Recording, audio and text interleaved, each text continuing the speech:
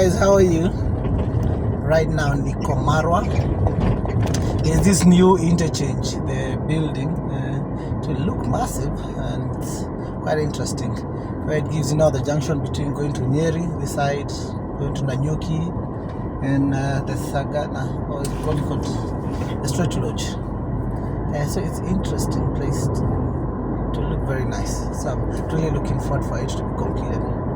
So anyways, so now in our last podcast, I got some feedback where someone asked me like, hey Kimaniaje, so that this new podcast is about making money and investments and deals.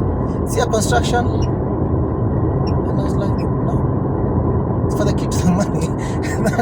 that is for us to be able to come here, exchange ideas, to chanuane on how to make money.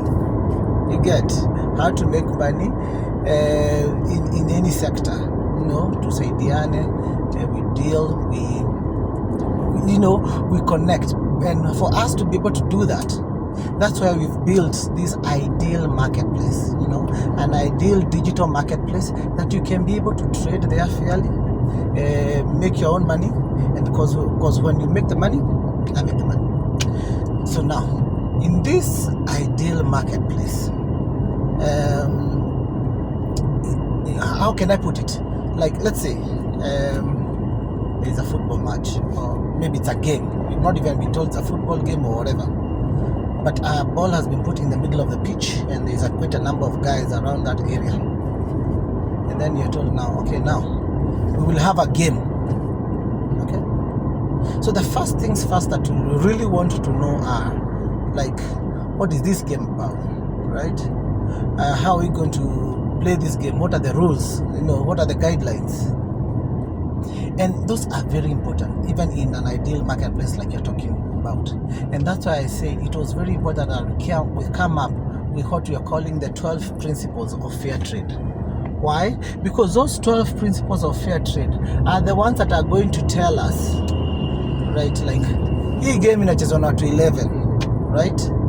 And you're going to play for 45 minutes each half, right? And also there will be a referee who will be like this. You get? So now there's no surprises for you, because now you know what are the rules in the game and what are the guidelines that are guiding this. So now the next question that maybe we then ask ourselves is, what are principles? So now, principles in how I would define it in my own way. A fundamental truth. These are fundamental truths that never change. Whether you're looking at them positively or negatively, it's a fundamental truth. Let us take an example of a fundamental truth. Let's say, like, ukikosa kukula utakonda. Okay, right? It's a statement, right? So let us test it. So if you are you're in dire need of maybe poverty or something like that, and you lack food, utakonda. Your body will show utakonda, as in it will happen. It does not matter what, it happen. Again, you look at it and you're like, yes, now this time is another scenario where you do not have lack of food, but you choose that you want to lose weight, ama unataka kukonda by choice, na ujinyime food, utakonda. As in utakonda tu. So the thing is, the statement of ukikosa kukula food utakonda still remains constant. It's a principle that you can then be able to, like, count on, that as a result of, if you don't do this action, this will happen. And for us, maybe in like an ideal business environment that we want to build for ourselves to be able to make money, it's important for us to put some parameters that we can call them fundamental truths that will be able to guide us, be able to put us in check, and also be able to make us be able to play within those parameters. So now what the principles will do, they'll give us guidelines. What will end up is getting guidelines that will now Now we can be able to know, oh, okay, so for you to be known, you need to be verified. Okay, good. For you to be able to trade, you must have your goods and services displayed. We can be able now to be able to do some of those things, and for us, so that we can be able to help the people who are coming in this market of ours to be able to trade fairly, is first we be able to share these principles upfront, mapema, because when they know that, they know the kind of mindset wanakuja nayo kwa hii market. This is a market of where watu wanakuja sikuibiana, sikugongana, they are coming here for fair trade, right? And hizo sasa are the things that we would want to share with you, the 12 of them. I'll just highlight over them so that we can be able to now clearly understand that now with this is what this is the backbone of this particular market. So right now I'm in Kerisho. I'm approaching a very special place in my life. I was in this institution for 4 years. I learned a lot of principles from here, by the way. I was there at the time, Karafa, who was my principal at the time. He's now the former senator for Kirinyaga. That guy had a slap and a half. I can attest because I had one. And George Moi was not a good friend of mine because he laughed all through. Maybe a story for another day. So back to the principles. And the thing is, we always find places where we are being given guidelines, but the guidelines are put like rules, like a constitution, like it just scares the hell out of you, right? And sometimes even we don't read them because, they're so fine print, they are not really that meant then for you to see. But in a perfect ideal marketplace, the rules should be so clear, easy to understand, and easy to follow, and easy to look up. So now, I'm going to go through the 12 that I came up with. They are not exclusive, but you see, this being a live document, we can keep changing depending on what we are seeing in the market. But the truth of the matter is, the fundamental truth will always remain the same, right? So now, all right, so now we're going to start maybe the first and the most essential fundamental truth is that in this market, the currency that you're going to use, not actually coins, money, whatever, it is trust, right?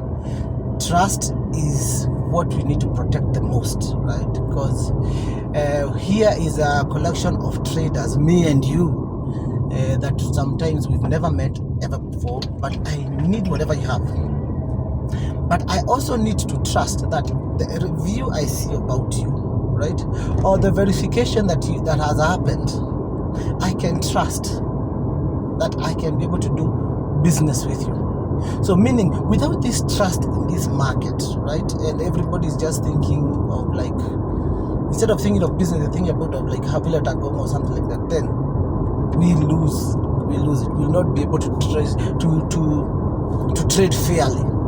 The other number 2 is that we need to protect, and this is key, we need to protect the buyer and the seller, right? And this can only be done through fairness, right? So if we come with a mentality, because mainly it's a behavioral thing, mentally, and we come knowing that this is a marketplace for trusted trading, right? So the mindset that you bring to the marketplace is of fairness. And if you do that, and if we are able to succeed to do that, we'll be able to protect our sellers and our buyers. Why? Because at the end of the day, when the deal is fair, and everybody feels that they got what was deservedly theirs, right? They go home happy. And what else do we reduce? We reduce also the cost of litigation, the cost of disputes, of dealing with disputes, because they can be so expensive, so lengthy, so disruptive. And at the end of the day, even after you resolve that issue, the trust to trade again with that particular person, so you find yourself truly, you start looking for other traders who can be able to fit into that place. Yet you had somebody you were trading with very well, but due to like some unfairness somewhere, that relationship also dies. And also, it's not just relationships. This is taking us to the third principle or the third guideline is we also need to protect longevity of our transactions. Like, how do I mean?